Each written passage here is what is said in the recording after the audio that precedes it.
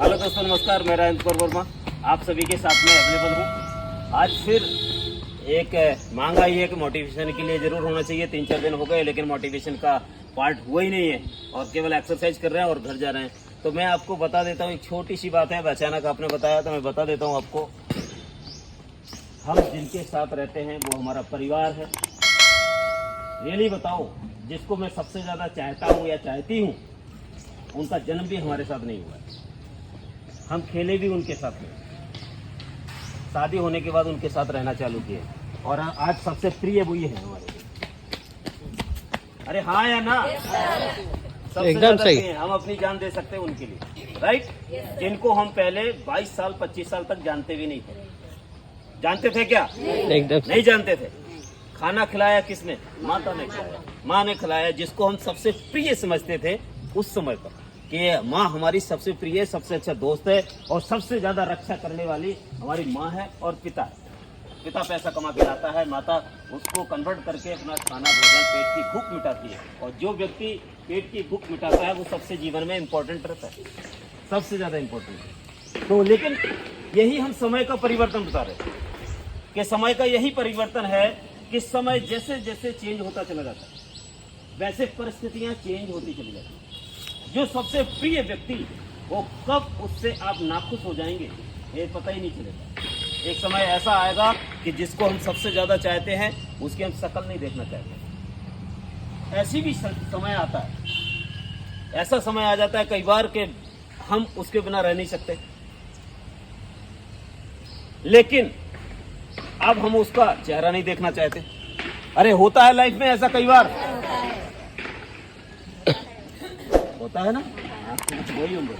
तो मैं आपको एक चीज बता दूं, पॉइंट पे आ जाता हूं। अभी हमने बेस रेडी कर दिया है अभी समझने के लिए आपको कि खुशियां देने वाले व्यक्ति, मतलब हैप्पीनेस, खुशियां अपने जीवन में देने वाले व्यक्ति, चाहे वो घर या परिवार के या रिश्तेदार के हो या ना हो, खुशियां जो जीवन में आती हैं अपने, खुशियां जीवन में देने वाले व्यक्ति या तो वो परिवार के हो या रिश्तेदार हो या अपने हो या ना हो, लेकिन दुख देने वाले व्यक्ति सारे के सारे अपने होते हैं। ये ध्यान रखना इस बात को।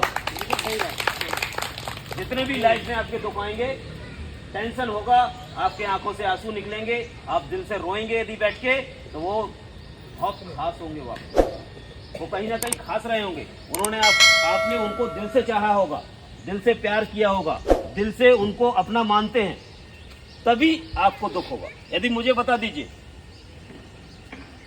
मैं एक छोटी सी कहानी बताता हूं आपको, इसके साथ में बताना जरूरी है कि मेरा घर है, मेरे घर के सामने कचरे का ढेर है, जिसको हम बोलते हैं एमपी में पूरा गंदगी डालते हैं जाकर केवल। वहां पर उस घूरे के ऊपर मैंने सड़े हुए बेर फेंक दिए। बेर समझते हैं? हाँ। सड़े हुए बेर हमने फेंक दिए उस गंदगी वाले घूरे के ढेर पर। एक कचरा बीनने वाला लड़की आती है, कचड़े बीनने वाली लड़की, वो आती है, उस गंदे बेर को कचरे के ढेर से उठा के खा लेती है, खा लेती है। खाने के बाद मैं ऐसा बालकनी में खड़ा हुआ देख रहा हूँ कि भाई इसने कचरे का वो खा लिया, बेर उठा के। मैंने कुछ बोला क्या? नहीं बोला। थोड़ी देर बाद मेरे भाई की बेटी खेलते खेलते वही चली जाती है और उठा के बेर खा लेती है। मैं तो रखता हूँ, ताड़ से झापड़। क्यों झापड़ देता है? मारता क्यों? क्योंकि वहाँ अपनापन है, वहाँ प्यार है, आपके बीच में रिलेशन है। यदि आपके बीच में रिलेशन नहीं है तो कोई नहीं है यहाँ पे, कोई भी नहीं है। आपके मन में भाव होना चाहिए, आपके रिलेशन के बीच का रिश्ता मजबूत होना चाहिए, आपके रिश्ते के बीच में प्यार होना चाहिए। यदि रिश्ते के बीच में प्यार, मोहब्बत और एक दूसरे की इज्जत और सम्मान नहीं है एक दूसरे के लिए, तो वो रिश्ता कोई मतलब का नहीं है। आप बस साथ में रहो और खाओ और सो जाओ वाला काम है। यदि उस रिश्ते का मान और सम्मान आप लोग नहीं रख पा रहे, चाहे वो पति पत्नी का रिश्ता हो, भाई बहन का रिश्ता हो, भाई भाई का रिश्ता हो, बहन बहन का रिश्ता हो, या ऑफिस के फ्रेंडशिप का रिश्ता हो, या फिर पड़ोसी का रिश्ता हो, कोई भी रिश्ता हो, लेकिन उस रिश्ते में ईमानदारी और सत्यता नहीं है तो वो रिश्ता कोई काम का नहीं है, मतलबी रिश्ता कहलाता है। तो मैं जब भी बोलूँगा मैं यही बताता हूँ कि खुशी देने वाला व्यक्ति, अपने लाइफ में खुशियाँ देने वाला व्यक्ति अपना हो या ना हो, लेकिन दुख देना वाला व्यक्ति हमेशा अपना होता है, क्योंकि तुमने दिल से चाहा हुआ होगा। धन्यवाद।